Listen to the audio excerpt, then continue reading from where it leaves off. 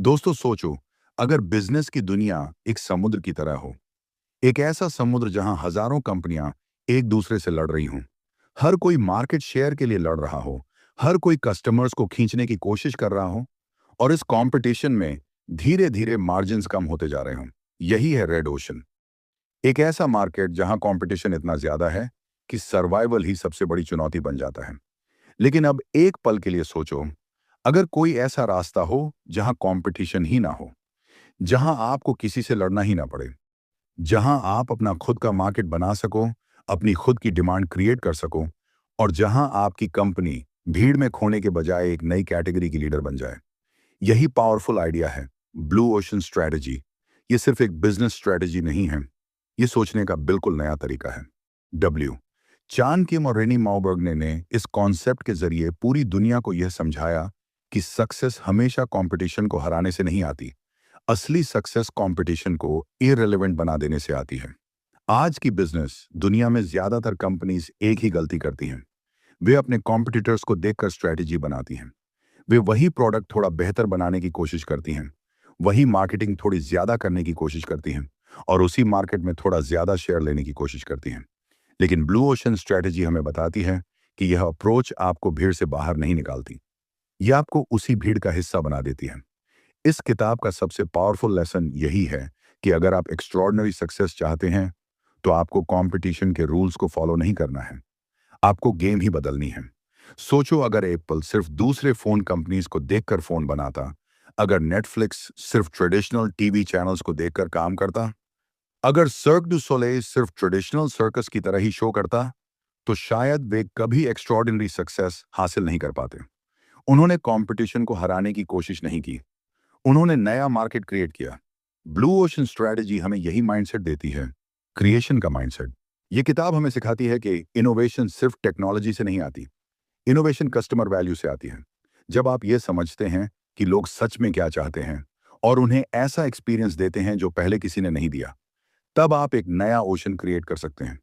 दोस्तों, ये किताब सिर्फ बिजनेस के लिए नहीं है, ये माइंडसेट हर उस इंसान के लिए है जो जिंदगी में कुछ अलग करना चाहता है। क्योंकि जिंदगी में भी अक्सर हम रेड ओशन में फंस जाते हैं। हम दूसरों से कंपीट करने लगते हैं, हम वही रास्ता चुनते हैं जो सब लोग चुन रहे होते हैं। लेकिन असली ग्रोथ तब शुरू होती है जब आप खुद से यह सवाल पूछते हैं, क्या मैं भीड़ में जगह बनाने की कोशिश कर रहा हूं, या मैं अपना खुद का रास्ता बना रहा हूं। ब्लू ओशन स्ट्रेटेजी हमें सिखाती है कि अगर आप अलग सोचने की हिम्मत रखते हैं, अगर आप प्रॉब्लम्स को नए पर्सपेक्टिव से देखने की हिम्मत रखते हैं, तो अपॉर्चुनिटीज अनगिनत हैं। ये किताब हमें बताती है कि सक्सेस लक से नहीं आती, सक्सेस क्लैरिटी से आती है। जब आपको पता होता है कि आपको किस दिशा में जाना है और आप उस दिशा में क्रिएटिव थिंकिंग के साथ काम करते हैं, तब आप धीरे धीरे अपना ब्लू ओशन बना सकते हैं। तो दोस्तों, अगर आप एंटरप्रेन्योर हैं, बिजनेस ओनर हैं, स्टूडेंट हैं, या कोई ऐसा इंसान है जो अपनी जिंदगी में बड़ा इम्पैक्ट बनाना चाहता है, तो ये ऑडियो बुक आपके लिए एक पावरफुल रोड मैप है। ये आपको सिखाएगी कि कंपटीशन के जाल से कैसे बाहर निकलना है। ये आपको सिखाएगी कि वैल्यू इनोवेशन क्या होती है। ये आपको सिखाएगी कि नया मार्केट कैसे क्रिएट किया जाता है। और सबसे इंपॉर्टेंट, ये आपको सिखाएगी कि ऑर्डिनरी सोच से बाहर निकलकर एक्स्ट्रॉर्डिनरी सोच कैसे बनाई जाती है। तो अगर तुम तैयार हो अपनी सोच को एक्सपैंड करने के लिए, अगर तुम तैयार हो कंपटीशन के रेड ओशन से निकलकर अपने ब्लू ओशन की तरफ बढ़ने के लिए, तो इस ऑडियो बुक को आखिर तक ध्यान से सुनो। हर आइडिया को समझो, हर कॉन्सेप्ट को फील करो, और उसे अपनी जिंदगी और अपने काम में अप्लाई करने की कोशिश करो। और दोस्तों, ऐसी ही पावरफुल और लाइफ चेंजिंग ऑडियो बुक्स के लिए हमारे चैनल ऑडियो बुक सागर को सब्सक्राइब करना मत भूलना।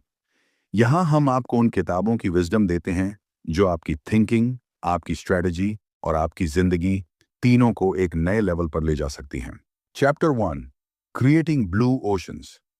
दोस्तों, बिजनेस की दुनिया को अगर ध्यान से देखो तो एक अजीब सी रेस दिखाई देती है। हर कंपनी एक दूसरे से लड़ रही है, हर ब्रांड कोशिश कर रहा है कि कंपेटिटर से सस्ता बेचे, ज्यादा एडवर्टाइज करे, ज्यादा कस्टमर्स खींचे। और इस कंपटीशन में अक्सर कंपनीज इतनी लड़ाई में उलझ जाती हैं कि असली अपॉर्चुनिटी को देख ही नहीं पाती। इसी जगह से एक पावरफुल कॉन्सेप्ट शुरू होता है, ब्लू ओशन स्ट्रेटेजी। सोचो, समुद्र के दो रंग हैं। एक है रेड ओशन, जहां कंपटीशन इतना ज्यादा है कि पानी खून की तरह लाल हो चुका है। हर कंपनी एक दूसरे से लड़ रही है, मार्जिन कम हो रहे हैं और सर्वाइवल मुश्किल होता जा रहा है। और दूसरा है ब्लू ओशन, एक ऐसा मार्केट जहां कंपटीशन ही नहीं है, जहां आप नई डिमांड क्रिएट करते हो, नया स्पेस बनाते हो और पूरी गेम ही बदल देते हो। ब्लू ओशन स्ट्रेटजी हमें सिखाती है कि असली सक्सेस कंपेटिटर से लड़ने में नहीं है। असली सक्सेस है ऐसी जगह बनाना जहां कंपेटिटर पहुंच ही ना सके। अक्सर हम सोचते हैं कि बिजनेस का मतलब है मार्केट शेयर के लिए लड़ाई, लेकिन यह किताब कहती है कि सबसे स्मार्ट स्ट्रेटजी लड़ाई से बाहर निकलना है। सोचिए, जब हर कंपनी एक ही तरह का प्रोडक्ट बना रही है, एक ही तरह की मार्केटिंग कर रही है, एक ही ऑडियंस को टारगेट कर रही है, तो उस मार्केट में जीतना कितना मुश्किल हो जाता है। लेकिन अगर आप कुछ अलग क्रिएट करें, कुछ ऐसा जो पहले किसी ने सोचा ही नहीं, तो अचानक पूरा मार्केट आपका हो सकता है। यही ब्लू ओशन का कॉन्सेप्ट है। ये स्ट्रैटेजी सिर्फ प्रोडक्ट के बारे में नहीं है, ये माइंडसेट के बारे में है। ये आपको सिखाती है कि आपको हमेशा कंपटीशन को देखकर डिसीजन नहीं लेना है। आपको कस्टमर की अनसॉल्व्ड प्रॉब्लम्स को देखकर डिसीजन लेना है। जब आप कंपटीशन पर फोकस करते हैं, तो आप कॉपी करने लगते हैं। लेकिन जब आप वैल्यू क्रिएशन पर फोकस करते हैं, तो आप इनोवेशन करते हैं। ब्लू ओशन स्ट्रैटेजी का सबसे पावरफुल आइडिया है वैल्यू इनोवेशन। मतलब ऐसा प्रोडक्ट या सर्विस बनाना जो कस्टमर्स के लिए ज्यादा वैल्यू क्रिएट करे और साथ ही अननेसेसरी कॉस्ट को भी रिड्यूस करे। जब आप वैल्यू और इनोवेशन को कंबाइन करते हैं, तो आप सिर्फ बेटर प्रोडक्ट नहीं बनाते, आप पूरी कैटेगरी रीडिफाइन कर देते हैं। इतिहास में कई कंपनीज ने यही किया है। उन्होंने मार्केट में लड़ाई नहीं की, उन्होंने नया मार्केट बना दिया। उन्होंने पूछा, लोग सच में क्या चाहते हैं, लोग किन चीजों से परेशान हैं, और हम उन्हें ऐसा एक्सपीरियंस कैसे दे सकते हैं जो पहले किसी ने दिया ही नहीं। जब आप ऐसे सवाल पूछते हैं, तो सडनली नए आइडियाज सामने आते हैं। ब्लू ओशन स्ट्रैटेजी हमें यह भी सिखाती है कि इनोवेशन सिर्फ टेक्नोलॉजी नहीं है, इनोवेशन माइंडसेट है। कभी कभी सिंपल बदलाव भी गेम बदल सकते हैं। कभी प्राइसिंग मॉडल बदलने से नया मार्केट बन जाता है, कभी कस्टमर एक्सपीरियंस बदलने से इंडस्ट्री रीडिफाइन हो जाती है। सबसे बड़ा फर्क सोच में होता है। अगर आप सिर्फ कॉम्पिटिटर को देखकर चलोगे, तो आप हमेशा रेस में फंसे रहोगे। लेकिन अगर आप कस्टमर की जरूरतों को गहराई से समझोगे और कुछ नया क्रिएट करोगे, तो आप रेस से बाहर निकलकर लीडर बन सकते हो। ब्लू ओशन स्ट्रैटेजी हमें यह भी याद दिलाती है कि ग्रोथ हमेशा एग्जिस्टिंग मार्केट से नहीं आती। कई बार ग्रोथ कंप्लीटली नए मार्केट से आती है। जब आप नए आइडियाज एक्सप्लोर करते हैं, जब आप डिफरेंट थिंकिंग अपनाते हैं, जब आप रिस्क लेने के लिए तैयार होते हैं, तब ब्लू ओशन बनता है। यह किताब हमें सिखाती है कि सक्सेस का रास्ता हमेशा भीड़ के बीच से नहीं जाता। कई बार सक्सेस का रास्ता बिल्कुल नई दिशा में जाता है। तो दोस्तों, अगर आप एंटरप्रेन्योर हैं, बिजनेस करते हैं या फ्यूचर में कुछ बड़ा बनाना चाहते हैं, तो यह कॉन्सेप्ट आपकी सोच बदल सकता है। कंपटीशन में फंसने के बजाय अपॉर्चुनिटी ढूंढना सीखिए। कॉपी करने के बजाय क्रिएट करना सीखिए। और रेड ओशन में लड़ने के बजाय अपना ब्लू ओशन बनाना सीखिए। क्योंकि असली लीडर्स वही होते हैं जो मार्केट को फॉलो नहीं करते, बल्कि मार्केट को रीडिफाइन करते हैं। और शायद यही वह माइंडसेट है जो ऑर्डिनरी बिजनेस को एक्स्ट्राऑर्डिनरी सक्सेस में बदल देता है। Chapter 2, analytical tools and frameworks. दोस्तों, जब भी हम किसी बड़ी सक्सेस स्टोरी को देखते हैं, तो हमें लगता है कि उस कंपनी के पास कोई एक्स्ट्राऑर्डिनरी आइडिया रहा होगा। लेकिन सच यह है कि सिर्फ आइडिया होना काफी नहीं है। अगर आइडिया को सही तरीके से एनालाइज नहीं किया गया, अगर स्ट्रैटेजी क्लियर नहीं है, अगर डायरेक्शन डिफाइंड नहीं है, तो सबसे अच्छा आइडिया भी फेल हो सकता है। इसीलिए ब्लू ओशन स्ट्रैटेजी का अगला पावरफुल लेसन है एनालिटिकल टूल्स और फ्रेमवर्क्स। क्योंकि सिर्फ अलग सोचना काफी नहीं है, आपको यह भी समझना होगा कि उस सोच को प्रैक्टिकल स्ट्रैटेजी में कैसे बदला जाए। बिजनेस की दुनिया में अक्सर लोग कॉम्पिटिटर को देखकर स्ट्रैटेजी बनाते हैं। वे सोचते हैं कि कॉम्पिटिटर क्या कर रहा है, उसका प्रोडक्ट कैसा है, उसकी प्राइसिंग क्या है, और फिर वही चीज थोड़ी बेहतर करके मार्केट में उतर जाते हैं। लेकिन ब्लू ओशन स्ट्रैटेजी कहती है कि अगर आप सच में नया मार्केट क्रिएट करना चाहते हैं, तो आपको कंपटीशन की जगह वैल्यू क्रिएशन पर फोकस करना होगा। और इसी के लिए यह किताब कुछ पावरफुल टूल्स देती है जो आपकी थिंकिंग को क्लियर और स्ट्रेटेजिक बनाते हैं। सबसे पहला टूल है स्ट्रैटेजी कैनवस। स्ट्रैटेजी कैनवस एक सिंपल लेकिन पावरफुल फ्रेमवर्क है जो आपको पूरी इंडस्ट्री का क्लियर पिक्चर दिखाता है।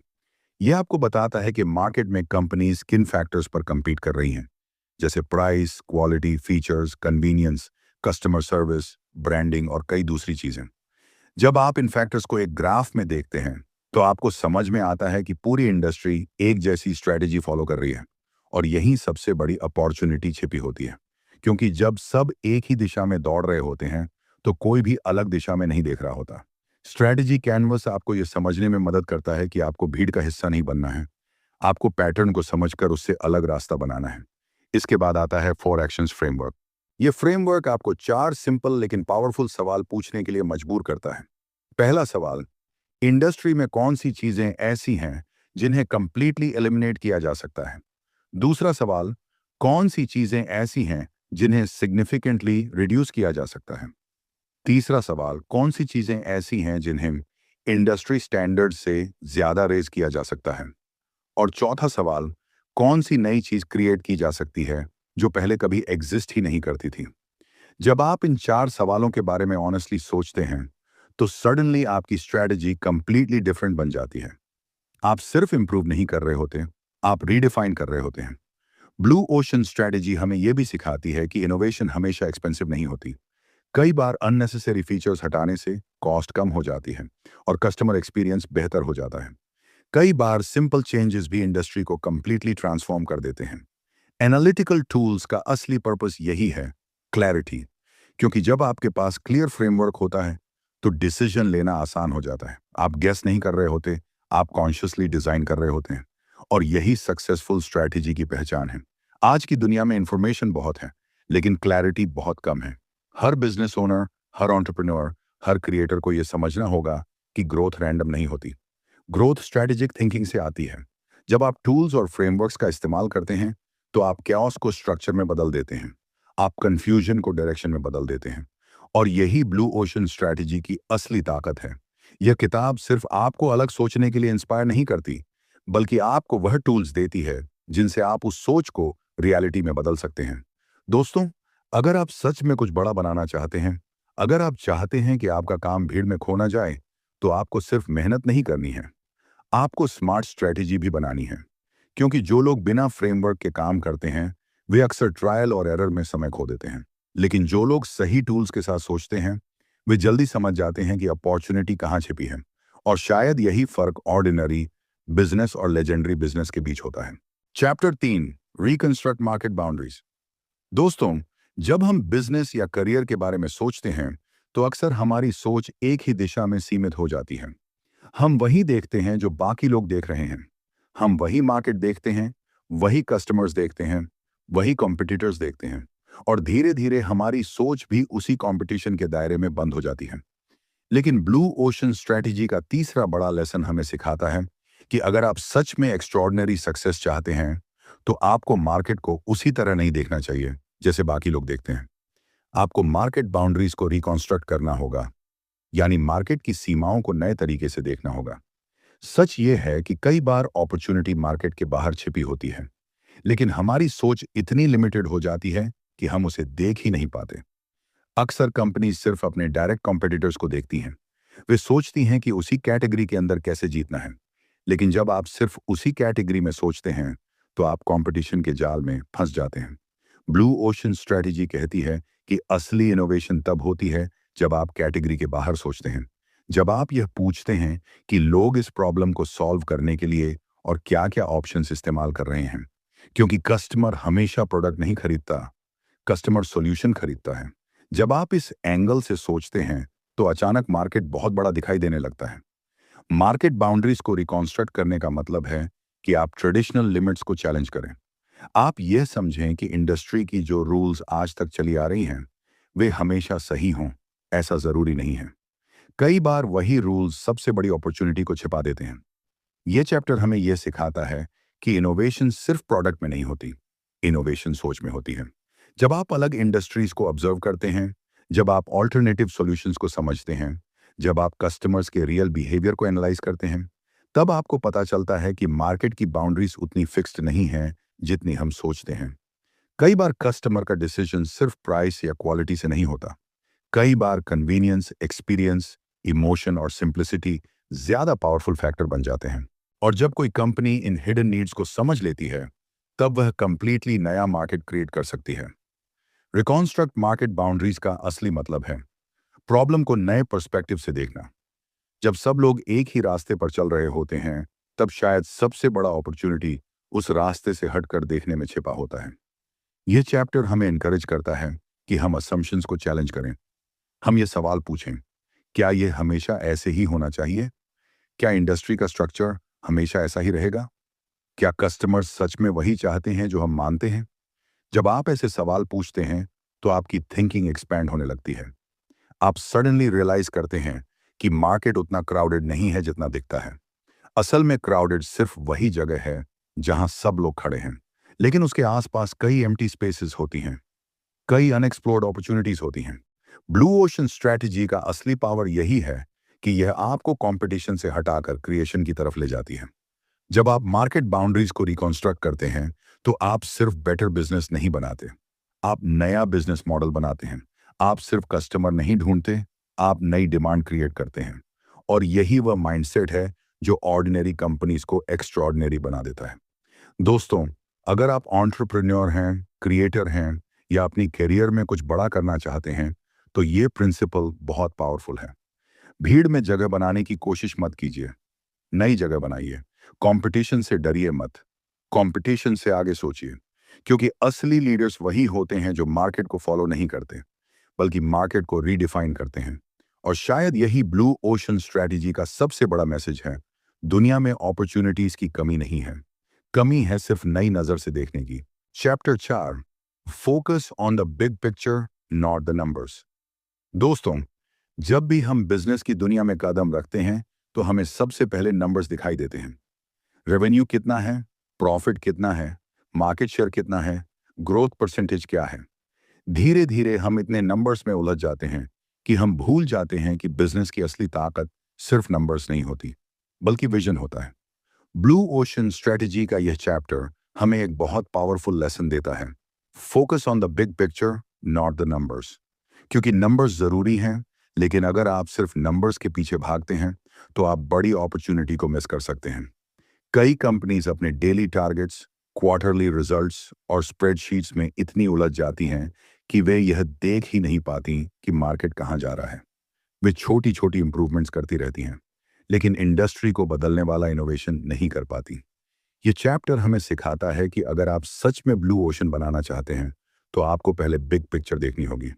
बिग पिक्चर का मतलब है ये समझना कि आपकी स्ट्रैटेजी किस दिशा में जा रही है, आपका बिजनेस कस्टमर्स के लिए किस तरह की वैल्यू क्रिएट कर रहा है, और क्या आप सच में कुछ अलग बना रहे हैं या सिर्फ कंपटीशन को कॉपी कर रहे हैं। क्योंकि जब कंपनी सिर्फ नंबर्स पर फोकस करती हैं, तो वे सेफ डिसीजंस लेती हैं। वे वही करती हैं जो पहले से काम कर रहा है। वे रिस्क लेने से बचती हैं। लेकिन इनोवेशन सेफ जोन में पैदा नहीं होती। इनोवेशन तब पैदा होती है जब आप बड़ी तस्वीर देखते हैं, जब आप यह समझते हैं कि कस्टमर्स की जरूरतें कैसे बदल रही हैं, टेक्नोलॉजी कैसे बदल रही है, और फ्यूचर किस दिशा में जा रहा है। ब्लू ओशन स्ट्रैटेजी हमें यह भी बताती है कि स्ट्रैटेजी सिर्फ डॉक्यूमेंट नहीं होती, स्ट्रैटेजी विजुअल होनी चाहिए।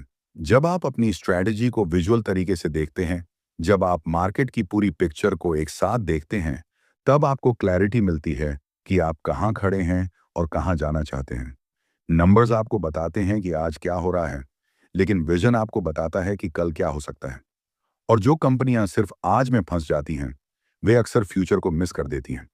बिग पिक्चर देखने का मतलब यह भी है कि आप अपनी स्ट्रैटेजी को सिंपल बनाते हैं। अगर आपकी स्ट्रैटेजी इतनी कॉम्प्लिकेटेड है कि टीम के लोग उसे समझ ही नहीं पा रहे, तो वह स्ट्रैटेजी इफेक्टिव नहीं है। ग्रेट स्ट्रैटेजी हमेशा क्लियर होती है, फोकस्ड होती है और इंस्पायरिंग होती है। जब टीम को बिग पिक्चर दिखाई देता है, तब लोग सिर्फ काम नहीं करते, वे मिशन का हिस्सा बन जाते हैं। तब ऑर्गेनाइजेशन में एनर्जी आती है, क्रिएटिविटी आती है, ओनरशिप आती है, और यही चीज एक्स्ट्रॉर्डिनरी रिजल्ट्स पैदा करती है। ब्लू ओशन स्ट्रैटेजी हमें यह भी सिखाती है कि लीडरशिप का असली काम नंबर्स मैनेज करना नहीं है, डायरेक्शन देना है। लीडर्स का काम है बिग पिक्चर दिखाना, लोगों को यह समझाना कि हम कहां जा रहे हैं और क्यों जा रहे हैं। जब डायरेक्शन क्लियर होती है, तो डिसीजंस आसान हो जाते हैं। टीम को पता होता है कि कौन सा काम इंपॉर्टेंट है और कौन सा सिर्फ डिस्ट्रैक्शन है। दोस्तों, जिंदगी में भी यही प्रिंसिपल लागू होता है। अगर आप सिर्फ डेली प्रॉब्लम्स में उलझे रहेंगे, सिर्फ छोटी छोटी चीजों पर फोकस करेंगे, तो आप अपने बड़े गोल्स को भूल सकते हैं। लेकिन जब आप अपनी लाइफ का बिग पिक्चर देखते हैं, जब आप अपने पर्पस को समझते हैं, तब आपकी प्रायोरिटीज बदल जाती हैं। तब आप सिर्फ बिजी नहीं रहते, आप मीनिंगफुल वर्क करते हैं। ब्लू ओशन स्ट्रैटेजी हमें यही सिखाती है कि नंबर्स जरूरी हैं, लेकिन नंबर्स को डायरेक्शन चाहिए, और डायरेक्शन बिग पिक्चर से आती है। तो अगर आप एंटरप्रेन्योर हैं, लीडर हैं, या अपने करियर में कुछ बड़ा करना चाहते हैं, तो हमेशा याद रखिए, स्प्रेडशीट से बाहर भी देखिए, मार्केट को समझिए, कस्टमर्स को समझिए, फ्यूचर को इमेजिन कीजिए। क्योंकि जो लोग सिर्फ नंबर्स देखते हैं, वे कंपटीशन में फंसे रहते हैं, लेकिन जो लोग बिग पिक्चर देखते हैं, वही नए ओशंस क्रिएट करते हैं। Chapter 5, reach beyond existing demand. दोस्तों, जब भी कोई नया बिजनेस शुरू होता है या कोई कंपनी मार्केट में आगे बढ़ना चाहती है, तो अक्सर उसका पूरा फोकस एक ही चीज पर होता है, एग्जिस्टिंग कस्टमर्स। कंपनियां सोचती हैं कि जो लोग पहले से इस इंडस्ट्री में खरीदारी कर रहे हैं, उन्हीं को कैसे अपनी तरफ खींचा जाए। वे कॉम्पिटिटर्स से कस्टमर्स छीनने की कोशिश करती हैं, डिस्काउंट्स देती हैं, एडवर्टाइजिंग बढ़ाती हैं, और प्राइस वॉर शुरू हो जाती है। लेकिन ब्लू ओशन स्ट्रैटेजी हमें एक बहुत ही पावरफुल इंसाइट देती है। अगर आप सच में बड़ा ग्रोथ चाहते हैं, तो सिर्फ एग्जिस्टिंग डिमांड के पीछे मत भागिए, एग्जिस्टिंग डिमांड के बाहर देखिए। यही है इस चैप्टर का core idea, reach beyond existing demand. क्योंकि सच ये है कि हर इंडस्ट्री में बहुत सारे लोग ऐसे होते हैं जो उस प्रोडक्ट या सर्विस का इस्तेमाल ही नहीं करते। वे मार्केट के बाहर होते हैं, और अक्सर वही लोग सबसे बड़ी अपॉर्चुनिटी बन सकते हैं। जब कंपनीज सिर्फ एग्जिस्टिंग कस्टमर्स पर फोकस करती हैं, तो कंपटीशन बढ़ता जाता है। हर ब्रांड उसी लिमिटेड ग्रुप को टारगेट कर रहा होता है। रिजल्ट ये होता है कि मार्केट सैचुरेटेड हो जाता है। लेकिन जब आप उन लोगों को समझने की कोशिश करते हैं जो अभी तक आपके मार्केट का हिस्सा नहीं है, तब अचानक ग्रोथ के नए दरवाजे खुलने लगते हैं। ब्लू ओशन स्ट्रैटेजी हमें सिखाती है कि मार्केट को सिर्फ बायर्स से मत देखिए, नन स्टामर्स से भी देखिए। क्योंकि कई बार लोग किसी प्रोडक्ट को इसलिए नहीं खरीदते क्योंकि वह एक्सपेंसिव है, या कॉम्प्लिकेटेड है, या इनकन्वीनियंट है, या सिंपली उनकी ज़रूरत के हिसाब से डिज़ाइन ही नहीं किया गया।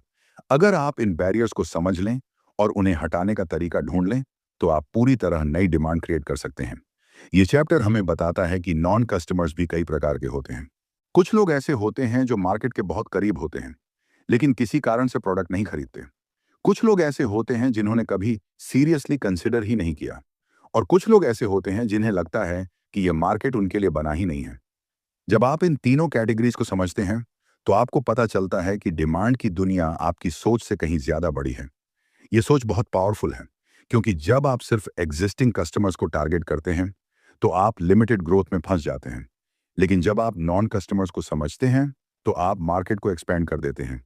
और यही ब्लू ओशन स्ट्रैटेजी गाइडेंस है, मार्केट शेयर नहीं, मार्केट क्रिएशन। ये हमें याद दिलाती है कि इनोवेशन का असली पर्पस कंपटीशन से जीतना नहीं है, बल्कि नए कस्टमर्स बनाना है। जब कोई कंपनी ऐसा प्रोडक्ट बनाती है जो पहले डिफिकल्ट था लेकिन अब सिंपल हो गया, जो पहले एक्सपेंसिव था लेकिन अब अफोर्डेबल हो गया, जो पहले बोरिंग था लेकिन अब एक्साइटिंग हो गया, तब सडनली ऐसे लोग भी कस्टमर बन जाते हैं जिन्होंने पहले कभी इंटरेस्ट नहीं लिया था। और यही मोमेंट ब्लू ओशन क्रिएट करता है। दोस्तों, ये प्रिंसिपल सिर्फ बिजनेस में ही नहीं, लाइफ में भी लागू होता है। कई बार हम अपनी पोटेंशियल को लिमिटेड सोच के अंदर बांध देते हैं। हम वही अपॉर्चुनिटीज देखते हैं जो सामने दिखाई देती हैं। लेकिन अगर हम अपनी सोच को एक्सपैंड करें, अगर हम उन पॉसिबिलिटीज को देखें जो अभी तक अनएक्सप्लोर्ड हैं, तो हमारी ग्रोथ भी कई गुना बढ़ सकती है। ब्लू ओशन स्ट्रैटेजी हमें यही माइंडसेट देती है, लिमिटेशन के बाहर सोचने का माइंडसेट। ये हमें सिखाती है कि भीड़ में जगह बनाने की कोशिश मत करो, भीड़ के बाहर नई जगह बनाओ। क्योंकि असली लीडर्स वही होते हैं जो सिर्फ मार्केट को फॉलो नहीं करते, बल्कि मार्केट को एक्सपैंड करते हैं। और जब आप एग्जिस्टिंग डिमांड के बाहर देखने लगते हैं, तब आपको पता चलता है कि दुनिया अपॉर्चुनिटी से भरी हुई है। बस देखने का नजरिया अलग होना चाहिए। Chapter 6, get the strategic sequence right. दोस्तों, जब भी कोई नया आइडिया हमारे दिमाग में आता है, तो हमें लगता है कि यही वह आइडिया है जो दुनिया बदल सकता है। हम एक्साइटेड हो जाते हैं, प्लानिंग शुरू कर देते हैं, और तुरंत उसे लॉन्च करने की सोचने लगते हैं। लेकिन सच ये है कि सिर्फ आइडिया पावरफुल होना काफी नहीं है। अगर उस आइडिया के पीछे सही स्ट्रेटेजी नहीं है, अगर स्टेप्स सही सीक्वेंस में नहीं है, तो सबसे अच्छा आइडिया भी मार्केट में फेल हो सकता है। ब्लू ओशन स्ट्रेटेजी का यह चैप्टर हमें एक बहुत ही महत्वपूर्ण प्रिंसिपल सिखाता है। Get the strategic sequence right. मतलब यह कि सक्सेस सिर्फ क्रिएटिविटी से नहीं आती, सक्सेस सही क्रम से आती है। जब स्ट्रैटेजी के सभी स्टेप्स सही ऑर्डर में होते हैं, तभी एक आइडिया प्रॉफिटेबल और सस्टेनेबल बन पाता है। कई एंटरप्रेन्योर्स और कंपनी से कॉमन मिस्टेक करते हैं। वे पहले प्रोडक्ट बना लेते हैं और बाद में सोचते हैं कि कस्टमर्स को यह पसंद आएगा या नहीं।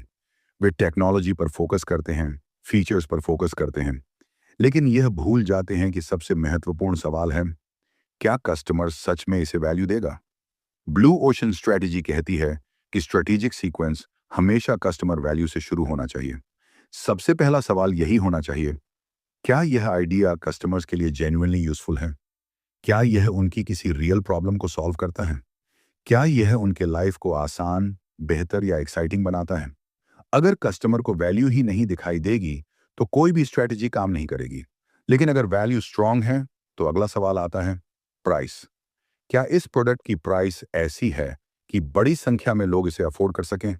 क्योंकि अगर आपका प्रोडक्ट बहुत अच्छा है लेकिन बहुत महंगा है, तो डिमांड लिमिटेड रह जाएगी। ब्लू ओशन स्ट्रेटजी हमें सिखाती है कि प्राइस स्ट्रेटजी बहुत सोच समझकर बनानी चाहिए। ऐसी प्राइस जो कस्टमर्स के लिए अट्रैक्टिव हो और मार्केट को एक्सपेंड करे। इसके बाद आता है तीसरा सवाल, कॉस्ट। क्या आप उस प्राइस पर प्रोडक्ट को प्रॉफिट के साथ बना सकते हैं? क्या आपका बिजनेस मॉडल सस्टेनेबल है? क्योंकि अगर कॉस्ट बहुत ज्यादा है, तो बिजनेस लंबे समय तक सरवाइव नहीं कर पाएगा। और फिर आता है चौथा और अंतिम सवाल, एडॉप्शन। क्या ऑर्गेनाइजेशन के लोग, पार्टनर्स, डिस्ट्रीब्यूटर्स और मार्केट इस आइडिया को अपनाने के लिए तैयार हैं? क्या सिस्टम इतना फ्लेक्सिबल है कि इस नई स्ट्रेटजी को सपोर्ट कर सके? जब ये चारों चीजें अलाइन होती हैं, वैल्यू, प्राइस, कॉस्ट और एडॉप्शन, तभी स्ट्रेटजी पावरफुल बनती है। ये चैप्टर हमें सिखाता है कि स्ट्रेटजी गेसवर्क नहीं होनी चाहिए। स्ट्रेटजी लॉजिकल सीक्वेंस में बिल्ड होनी चाहिए। जब कंपनीज इस सीक्वेंस को इग्नोर करती हैं, तो प्रॉब्लम शुरू हो जाती हैं। कभी प्रोडक्ट अच्छा होता है, लेकिन प्राइस गलत होती है। कभी डिमांड होती है, लेकिन कॉस्ट कंट्रोल नहीं होती। कभी आइडिया ग्रेट होता है, लेकिन ऑर्गेनाइजेशन उसे इंप्लीमेंट नहीं कर पाती। और यही वजह है कि कई ग्रेट आइडियाज मार्केट में फेल हो जाते हैं। ब्लू ओशन स्ट्रेटजी हमें डिसिप्लिन थिंकिंग सिखाती है। यह हमें याद दिलाती है कि इनोवेशन सिर्फ इमेजिनेशन नहीं है, इनोवेशन स्ट्रक्चर्ड थिंकिंग भी है। जब आप सही सीक्वेंस में सोचते हैं, तो रिस्क कम हो जाता है और सक्सेस की संभावना बढ़ जाती है। दोस्तों, यह प्रिंसिपल सिर्फ बिजनेस में ही नहीं, जिंदगी में भी लागू होता है। कई बार हम एक्साइटमेंट में डिसीजन ले लेते हैं। हम गोल तो तय कर लेते हैं, लेकिन उसके पीछे सही प्लानिंग नहीं करते। लेकिन जब हम क्लियर सीक्वेंस के साथ आगे बढ़ते हैं, जब हम पहले पर्पस समझते हैं, फिर प्लान बनाते हैं, फिर एक्शन लेते हैं, तब सक्सेस ज्यादा सस्टेनेबल बनती है। ब्लू ओशन स्ट्रेटजी हमें यही माइंडसेट देती है। यह हमें सिखाती है कि क्रिएटिविटी और डिसिप्लिन दोनों साथ होने चाहिए। आइडिया पावरफुल होना चाहिए, लेकिन एग्जीक्यूशन स्ट्रक्चर्ड होना चाहिए। और जब दोनों चीजें एक साथ आती हैं, तब ऑर्डिनरी आइडिया भी एक्स्ट्रॉर्डिनरी सक्सेस बन सकता है। तो दोस्तों, अगर आप एंटरप्रेन्योर हैं, लीडर हैं या अपनी जिंदगी में कुछ बड़ा करना चाहते हैं, तो हमेशा याद रखिए, एक्साइटमेंट जरूरी है, लेकिन स्ट्रेटजी उससे भी ज्यादा जरूरी है। क्योंकि सही आइडिया आपको शुरुआत दे सकता है, लेकिन सही सीक्वेंस आपको मंजिल तक पहुंचाता है। चैप्टर 7, ओवरकम की ऑर्गेनाइजेशनल हर्डल्स। दोस्तों, किसी भी ग्रेट स्ट्रेटजी को बनाना एक बात है, लेकिन उसे रियलिटी में लागू करना बिल्कुल अलग बात है। बहुत सारी कंपनीज ब्रिलियंट आइडियाज बनाती हैं, पावरफुल स्ट्रेटजीज डिजाइन करती हैं, लेकिन जब एग्जीक्यूशन का समय आता है, तो वही स्ट्रेटजी धीरे धीरे कमजोर पड़ने लगती है। क्यों? क्योंकि ऑर्गेनाइजेशन के अंदर कई ऐसी ऑब्स्टेकल्स होती हैं जो प्रोग्रेस को रोक देती हैं। ब्लू ओशन स्ट्रेटजी का यह चैप्टर हमें यही सिखाता है कि सिर्फ नई स्ट्रेटजी बनाना ही काफी नहीं है। आपको ऑर्गेनाइजेशन के अंदर मौजूद हर्डल्स को भी समझना होगा और उन्हें ओवरकम करना होगा। क्योंकि जब भी कोई कंपनी नया रास्ता चुनती है, तो सबसे पहला रेजिस्टेंस उसी ऑर्गेनाइजेशन के अंदर से आता है। कई लोग चेंज से डरते हैं, कई लोग अपने कंफर्ट जोन में रहना चाहते हैं, कई लोग सोचते हैं कि पुराना सिस्टम ठीक चल रहा है तो बदलाव की जरूरत ही क्या है। लेकिन इनोवेशन हमेशा कंफर्ट जोन के बाहर पैदा होती है। ये चैप्टर हमें बताता है कि किसी भी ऑर्गेनाइजेशन में 4 बड़े हर्डल्स होते हैं: cognitive hurdle, resource hurdle, motivational hurdle और पॉलिटिकल हर्डल। सबसे पहला हर्डल है कॉग्निटिव हर्डल। इसका मतलब है कि कई बार ऑर्गेनाइजेशन के लोग प्रॉब्लम को सही तरीके से समझ ही नहीं पाते। उन्हें लगता है कि सब कुछ ठीक चल रहा है। उन्हें यह दिखाई ही नहीं देता कि मार्केट बदल रहा है और अगर अभी चेंज नहीं किया गया तो फ्यूचर में खतरा हो सकता है।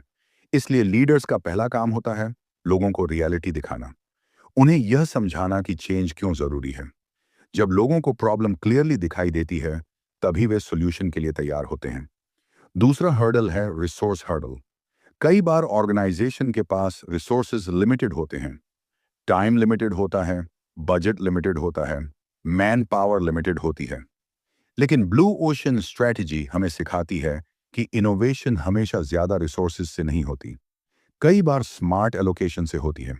मतलब जो रिसोर्सेज ऑलरेडी मौजूद हैं उन्हें सही जगह पर फोकस करना। जब एनर्जी और रिसोर्सेज को सबसे इम्पैक्टफुल एक्टिविटीज पर लगाया जाता है तब लिमिटेड रिसोर्सेज भी पावरफुल रिजल्ट दे सकते हैं। तीसरा हर्डल है मोटिवेशनल हर्डल। कई बार स्ट्रैटेजी अच्छी होती है लेकिन लोग मोटिवेटेड नहीं होते। अगर टीम को यह महसूस ही नहीं होता कि उनका काम इंपॉर्टेंट है, अगर उन्हें यह दिखाई नहीं देता कि उनकी एफर्ट से बड़ा बदलाव आ सकता है, तो मोटिवेशन धीरे धीरे खत्म हो जाती है। इसलिए लीडर्स को सिर्फ स्ट्रैटेजी नहीं समझानी चाहिए, उन्हें इंस्पिरेशन भी देनी चाहिए। जब लोग महसूस करते हैं कि वे किसी बड़े मिशन का हिस्सा हैं, तब उनकी एनर्जी कई गुना बढ़ जाती है। और चौथा हर्डल है पॉलिटिकल हर्डल। हर ऑर्गेनाइजेशन में कुछ लोग होते हैं जिनके अपने इंटरेस्ट होते हैं। वे बदलाव का विरोध कर सकते हैं क्योंकि उन्हें डर होता है कि नया सिस्टम उनके इन्फ्लुएंस को कम कर देगा। ब्लू ओशन स्ट्रेटजी हमें सिखाती है कि इन चैलेंजेस को इग्नोर नहीं करना चाहिए, इन्हें समझना चाहिए और स्मार्ट तरीके से हैंडल करना चाहिए। क्योंकि लीडरशिप सिर्फ विजन देना नहीं है, लीडरशिप ऑब्स्टिकल्स को हटाना भी है। जब लीडर सही लोगों को साथ लेकर चलते हैं, जब वे कम्युनिकेशन क्लियर रखते हैं, जब वे ट्रस्ट बिल्ड करते हैं, तब ऑर्गेनाइजेशन धीरे धीरे चेंज को एक्सेप्ट करने लगती है। दोस्तों, ये प्रिंसिपल सिर्फ बिजनेस में ही नहीं, लाइफ में भी लागू होता है। जब हम अपनी जिंदगी में कोई बड़ा चेंज लाने की कोशिश करते हैं तब भी हर्डल्स सामने आते हैं। कभी हमारे खुद के डाउट्स हमें रोकते हैं, कभी रिसोर्सेज की कमी महसूस होती है, कभी मोटिवेशन गिर जाती है और कभी आसपास के लोग हमें डिस्करेज करते हैं। लेकिन जो लोग इन हर्डल्स को समझते हैं और उनसे हार नहीं मानते, वही आगे बढ़ते हैं। ब्लू ओशन स्ट्रैटेजी हमें यही माइंडसेट देती है। ये हमें सिखाती है कि चैलेंजेस प्रॉब्लम नहीं है, चैलेंजेस प्रोसेस का हिस्सा हैं। जब आप ऑब्स्टिकल्स को समझते हैं, जब आप उन्हें ओवरमे करना सीखते हैं, तब आपकी स्ट्रैटेजी सिर्फ पेपर पर नहीं रहती, वह रियलिटी बन जाती है। और शायद यही असली लीडरशिप है, सिर्फ नई दिशा दिखाना नहीं, बल्कि पूरी ऑर्गेनाइजेशन को उस दिशा में चलने के लिए इंस्पायर करना। क्योंकि जब लोग एक विजन पर विश्वास करने लगते हैं तब असंभव भी संभव बन जाता है। Chapter 8, build execution into strategy. दोस्तों, किसी भी ऑर्गेनाइजेशन में एक कॉमन प्रॉब्लम होती है। लोग स्ट्रैटेजी बनाते हैं, मीटिंग्स करते हैं, प्रेजेंटेशंस बनाते हैं, लेकिन जब असली एग्जीक्यूशन का समय आता है तो वही स्ट्रैटेजी धीरे धीरे कमजोर पड़ने लगती है। कागज पर सब कुछ परफेक्ट लगता है, लेकिन ग्राउंड रियलिटी में चीजें वैसी नहीं होती। ब्लू ओशन स्ट्रैटेजी का यह चैप्टर हमें एक बहुत ही पावरफुल ट्रूथ समझाता है। स्ट्रैटेजी तभी सफल होती है जब एग्जीक्यूशन उसी के अंदर बिल्ट हो। मतलब यह है कि स्ट्रैटेजी और एग्जीक्यूशन दो अलग चीजें नहीं होनी चाहिए।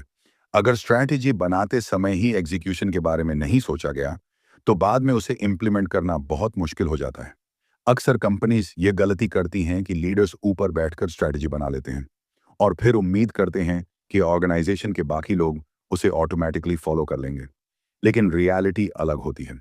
जब लोगों को स्ट्रैटेजी समझ में नहीं आती, जब उन्हें यह महसूस नहीं होता कि उनका कंट्रीब्यूशन इंपॉर्टेंट है, तब एग्जीक्यूशन कमजोर हो जाती है। ब्लू ओशन स्ट्रैटेजी हमें सिखाती है कि स्ट्रैटेजी सिर्फ टॉप मैनेजमेंट का प्रोजेक्ट नहीं होना चाहिए। स्ट्रैटेजी पूरी ऑर्गेनाइजेशन की जर्नी होनी चाहिए। जब लोग डिसीजन मेकिंग प्रोसेस का हिस्सा बनते हैं, जब उन्हें अपनी वॉइस रखने का मौका मिलता है, तब वे स्ट्रैटेजी को सिर्फ रूल नहीं समझते, वे उसे अपना मिशन समझते हैं। इस चैप्टर में एक बहुत इंपॉर्टेंट कॉन्सेप्ट आता है, फेयर प्रोसेस। फेयर प्रोसेस का मतलब है कि लोगों को सम्मान देना, उन्हें इन्वॉल्व करना और डिसीजंस को ट्रांसपेरेंट बनाना। इसमें तीन इंपॉर्टेंट एलिमेंट्स होते हैं, एंगेजमेंट, एक्सप्लेनेशन और एक्सपेक्टेशन क्लैरिटी। सबसे पहले आता है एंगेजमेंट। जब लीडर्स स्ट्रेटजी बनाते समय लोगों को इन्वॉल्व करते हैं, उनसे आइडियाज लेते हैं, उनकी इनसाइट्स सुनते हैं, तब लोग महसूस करते हैं कि उनकी वैल्यू है। और जब किसी व्यक्ति को यह महसूस होता है कि उसकी बात सुनी जा रही है, तो उसका कमिटमेंट ऑटोमेटिकली बढ़ जाता है। दूसरा एलिमेंट है एक्सप्लेनेशन। जब कोई डिसीजन लिया जाता है, तो सिर्फ डिसीजन बताना काफी नहीं होता। लोगों को यह भी समझना जरूरी होता है कि यह डिसीजन क्यों लिया गया। जब लोग रीजन समझते हैं, तब वे डिसीजन को ज्यादा आसानी से एक्सेप्ट करते हैं। और तीसरा एलिमेंट है एक्सपेक्टेशन क्लैरिटी। हर व्यक्ति को यह साफ साफ पता होना चाहिए कि उससे क्या उम्मीद की जा रही है, उसकी रिस्पॉन्सिबिलिटी क्या है, उसका रोल क्या है, और ऑर्गेनाइजेशन किस डायरेक्शन में जा रही है। जब एक्सपेक्टेशंस क्लियर होती हैं, तब कंफ्यूजन कम हो जाता है और परफॉर्मेंस बेहतर हो जाती है। ब्लू ओशन स्ट्रैटेजी हमें यह भी बताती है कि ट्रस्ट एग्जीक्यूशन का फाउंडेशन है। जब ऑर्गेनाइजेशन में ट्रस्ट होता है, तो लोग फेयर के कारण काम नहीं करते, वे कमिटमेंट के कारण काम करते हैं। वे सिर्फ इंस्ट्रक्शंस फॉलो नहीं करते, वे इनिशिएटिव लेते हैं। और यही चीज एक्स्ट्रॉर्डिनरी एग्जीक्यूशन पैदा करती है। दोस्तों, ये प्रिंसिपल सिर्फ बिजनेस में ही नहीं, लाइफ में भी उतना ही पावरफुल है। जब हम किसी गोल को अचीव करना चाहते हैं, तो सिर्फ प्लान बनाना काफी नहीं होता। हमें यह भी देखना होता है कि उस प्लान को डेली एक्शन में कैसे बदलना है। अगर प्लान और एक्शन के बीच गैप रह गया, तो रिजल्ट कभी नहीं आएगा। लेकिन जब विजन क्लियर होता है, जब प्रोसेस फेयर होता है, और जब एक्सपेक्टेशंस क्लियर होती हैं, तब एग्जीक्यूशन पावरफुल बन जाती है। ब्लू ओशन स्ट्रैटेजी हमें यही सिखाती है कि ग्रेट लीडर्स सिर्फ स्ट्रैटेजी नहीं बनाते, वे एग्जीक्यूशन को भी डिजाइन करते हैं। वे ऐसा एनवायरनमेंट बनाते हैं जहां लोग मोटिवेटेड हों, जहां कम्युनिकेशन क्लियर हो, और जहां हर व्यक्ति महसूस करे कि वह एक बड़े पर्पस का हिस्सा है। और जब पूरी ऑर्गेनाइजेशन एक ही डायरेक्शन में मूव करती है, तब इम्पॉसिबल भी पॉसिबल हो जाता है। तो दोस्तों, अगर आप लीडर बनना चाहते हैं, एंटरप्रेन्योर बनना चाहते हैं, या अपनी जिंदगी में कोई बड़ा विजन पूरा करना चाहते हैं, तो ये हमेशा याद रखिए, स्ट्रैटेजी बनाना पहला कदम है, लेकिन एग्जीक्यूशन ही वह ताकत है जो सपनों को रियलिटी में बदलती है। क्योंकि आइडियाज बहुत लोगों के पास होते हैं, लेकिन जो लोग एग्जीक्यूशन को स्ट्रैटेजी का हिस्सा बना लेते हैं, वही असली ब्लू ओशन क्रिएट करते हैं। Chapter 9, align value, profit and people propositions. दोस्तों, किसी भी बिजनेस की सक्सेस सिर्फ एक ग्रेट आइडिया पर डिपेंड नहीं करती। कई बार कंपनीज इनोवेटिव प्रोडक्ट्स बनाती हैं, पावरफुल स्ट्रैटेजीज बनाती हैं, लेकिन फिर भी लंबे समय तक टिक नहीं पाती। क्यों? क्योंकि उनकी स्ट्रैटेजी के अंदर बैलेंस नहीं होता। ब्लू ओशन स्ट्रैटेजी का यह चैप्टर हमें एक बहुत ही गहरा प्रिंसिपल सिखाता है। अगर किसी स्ट्रैटेजी को सच में सक्सेसफुल बनाना है, तो तीन चीजों को एक साथ अलाइन करना जरूरी है। ये तीन चीजें हैं: वैल्यू प्रोपोजिशन, प्रॉफिट प्रोपोजिशन और पीपल प्रोपोजिशन। जब ये तीनों एक साथ बैलेंस में होती हैं, तभी स्ट्रैटेजी सस्टेनेबल बनती है। अगर इनमें से एक भी कमजोर हो जाए, तो पूरी सिस्टम कमजोर पड़ने लगती है। सबसे पहले बात करते हैं वैल्यू प्रोपोजिशन की। वैल्यू प्रोपोजिशन का मतलब है कस्टमर्स को आप क्या वैल्यू दे रहे हैं। आपका प्रोडक्ट या सर्विस उनकी लाइफ को कैसे बेहतर बना रहा है। क्या वह उनकी प्रॉब्लम को सॉल्व कर रहा है? क्या वह उन्हें ऐसा एक्सपीरियंस दे रहा है जो पहले किसी ने नहीं दिया? ब्लू ओशन स्ट्रैटेजी हमें बताती है कि अगर कस्टमर को स्ट्रांग वैल्यू नहीं मिलेगी, तो वह लंबे समय तक आपके साथ नहीं रहेगा। लेकिन सिर्फ वैल्यू देना ही काफी नहीं है। दूसरी चीज है प्रॉफिट प्रोपोजिशन। प्रॉफिट प्रोपोजिशन का मतलब है कि आपका बिजनेस फाइनेंशियली सस्टेनेबल होना चाहिए। आपके प्रोडक्ट की प्राइसिंग, कॉस्ट स्ट्रक्चर और रेवेन्यू मॉडल ऐसा होना चाहिए कि कंपनी प्रॉफिट जनरेट कर सके। क्योंकि अगर बिजनेस प्रॉफिट नहीं कमाएगा, तो वह लंबे समय तक सरवाइव नहीं कर पाएगा। कई बार कंपनियां कस्टमर्स को अट्रैक्ट करने के लिए बहुत वैल्यू देती हैं, लेकिन प्रॉफिट मॉडल क्लियर नहीं होता। रिजल्ट ये होता है कि ग्रोथ तो होती है, लेकिन फाइनेंशियल स्टेबिलिटी नहीं बन पाती। इसलिए वैल्यू और प्रॉफिट दोनों का बैलेंस होना जरूरी है। और फिर आती है तीसरी और बहुत इंपॉर्टेंट चीज, पीपल प्रोपोजिशन। पीपल प्रोपोजिशन का मतलब है कि ऑर्गेनाइजेशन के अंदर काम करने वाले लोग भी स्ट्रेटेजी के साथ अलाइन हों। एम्प्लॉयज, पार्टनर्स, डिस्ट्रीब्यूटर्स, सभी को यह महसूस होना चाहिए कि यह स्ट्रेटेजी उनके लिए भी मीनिंगफुल है। अगर ऑर्गेनाइजेशन के लोग मोटिवेटेड नहीं हैं, अगर उन्हें यह महसूस नहीं होता कि वे इस जर्नी का हिस्सा हैं, तो एग्जीक्यूशन कमजोर पड़ जाती है। ब्लू ओशन स्ट्रेटेजी हमें याद दिलाती है कि बिजनेस सिर्फ प्रोडक्ट्स और प्रॉफिट से नहीं चलता, बिजनेस लोगों से चलता है। जब एम्प्लॉयज इंस्पायर्ड होते हैं, जब उन्हें क्लियर पर्पस दिखाई देता है, जब उन्हें रिस्पेक्ट और ट्रस्ट मिलता है, तब वे सिर्फ काम नहीं करते, वे ओनरशिप लेते हैं। और यही चीज एक्स्ट्रॉर्डिनरी ऑर्गेनाइजेशंस बनाती है। जब वैल्यू प्रोपोजिशन स्ट्रांग होता है, कस्टमर्स खुश होते हैं। जब प्रॉफिट प्रोपोजिशन क्लियर होता है, बिजनेस सस्टेनेबल बनता है। और जब पीपल प्रोपोजिशन पावरफुल होता है, पूरी ऑर्गेनाइजेशन एनर्जाइज हो जाती है। इन तीनों का अलाइनमेंट ही लॉन्ग टर्म सक्सेस की फाउंडेशन है। अगर इनमें से एक भी मिसिंग हो जाए तो इम्बैलेंस पैदा हो जाता है। वैल्यू है लेकिन प्रॉफिट नहीं है तो बिजनेस स्ट्रगल करेगा। प्रॉफिट है लेकिन कस्टमर वैल्यू नहीं है तो कस्टमर्स चले जाएंगे। और अगर वैल्यू और प्रॉफिट दोनों हैं लेकिन लोग मोटिवेटेड नहीं हैं तो एग्जीक्यूशन कमजोर हो जाएगी। इसलिए ब्लू ओशन स्ट्रैटेजी हमें सिखाती है कि स्ट्रैटेजी को होलिस्टिक तरीके से देखना चाहिए। ग्रेट स्ट्रैटेजी वही होती है जो कस्टमर्स के लिए मीनिंगफुल हो, बिजनेस के लिए प्रॉफिटेबल हो और लोगों के लिए इंस्पायरिंग हो। दोस्तों, यह प्रिंसिपल सिर्फ बिजनेस तक सीमित नहीं है। अगर हम अपनी लाइफ को भी देखें तो सक्सेस तब आती है जब बैलेंस होता है, जब हमारे गोल्स मीनिंगफुल होते हैं, जब हमारे एफर्ट्स सस्टेनेबल होते हैं और जब हमारे आसपास के लोग हमारे मिशन का हिस्सा बनते हैं, तभी जर्नी पावरफुल बनती है। ब्लू ओशन स्ट्रैटेजी हमें यही माइंडसेट देती है, बैलेंस का माइंडसेट। ये हमें सिखाती है कि सक्सेस सिर्फ एक डायमेंशन में नहीं बनती, सक्सेस अलाइनमेंट से बनती है। जब विजन क्लियर हो, सिस्टम स्ट्रांग हो और लोग इंस्पायर्ड हों, तब ऑर्डिनरी आइडियाज भी एक्स्ट्रॉर्डिनरी रिजल्ट्स में बदल सकते हैं। और शायद यही वह सीक्रेट है जो ग्रेट कंपनीज को बाकी दुनिया से अलग बनाता है। Chapter 10, renew blue oceans. दोस्तों, जब कोई कंपनी एक नया आइडिया लेकर आती है, नया मार्केट बनाती है और कंपटीशन से अलग एक ब्लू ओशन क्रिएट करती है, तो शुरुआत में उसे बहुत बड़ी सक्सेस मिलती है। कस्टमर्स एक्साइटेड होते हैं, मार्केट में क्यूरियोसिटी होती है और कंपनी तेजी से ग्रो करने लगती है। लेकिन समय के साथ एक नया चैलेंज सामने आता है। धीरे धीरे कंपेटिटर्स उस सक्सेस को नोटिस करने लगते हैं। वे उसी आइडिया को कॉपी करने लगते हैं। वे सिमिलर प्रोडक्ट्स लॉन्च करते हैं, सिमिलर मार्केटिंग करते हैं और धीरे धीरे वही ब्लू ओशन फिर से रेड ओशन बनने लगता है। यही वजह है कि ब्लू ओशन स्ट्रेटजी का यह चैप्टर हमें एक बहुत इंपॉर्टेंट लेसन देता है। रिन्यू ब्लू ओशंस मतलब यह कि इनोवेशन एक बार का काम नहीं है। ब्लू ओशन बनाना शुरुआत है, लेकिन उसे लगातार रिन्यू करना ही असली लीडरशिप है।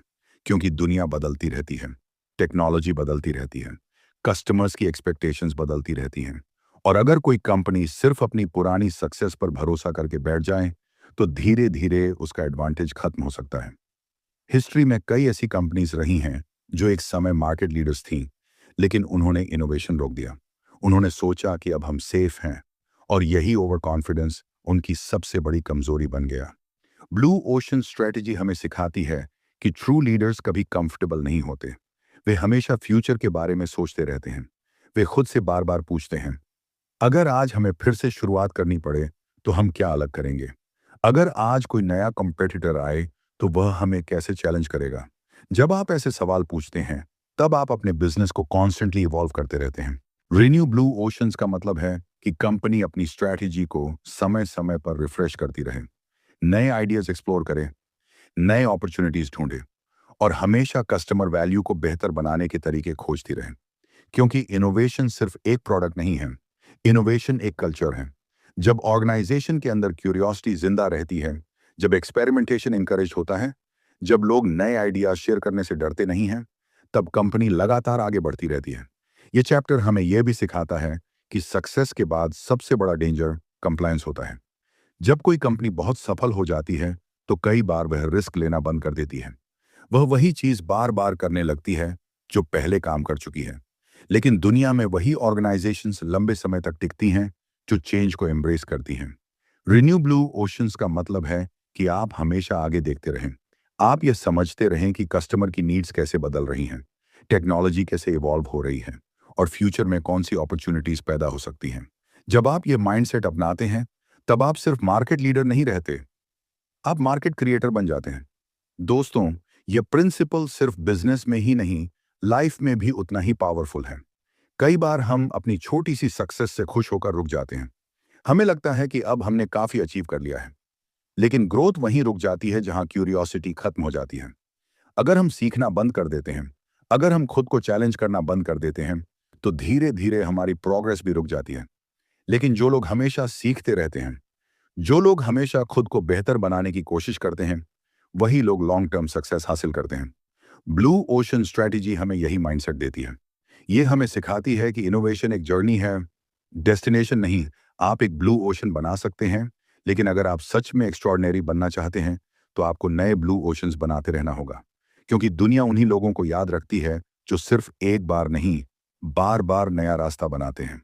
और शायद यही असली लीडरशिप है, खुद को कॉन्स्टेंटली रीइन्वेंट करना। क्योंकि जब आप चेंज से डरते नहीं, बल्कि चेंज क्रिएट करते हैं, तब आपकी जर्नी कभी रुकती नहीं। और यही माइंडसेट ऑर्डिनरी बिजनेस को लेजेंडरी बना देता है। Chapter 11, avoid red ocean traps. दोस्तों, जब कोई कंपनी नई स्ट्रैटेजी बनाती है और कंपटीशन से अलग एक ब्लू ओशन क्रिएट करती है, तो शुरुआत में उसे बहुत बड़ी एडवांटेज मिलती है। कस्टमर्स एक्साइटेड होते हैं, मार्केट में क्यूरियोसिटी होती है और कंपनी तेजी से ग्रो करने लगती है।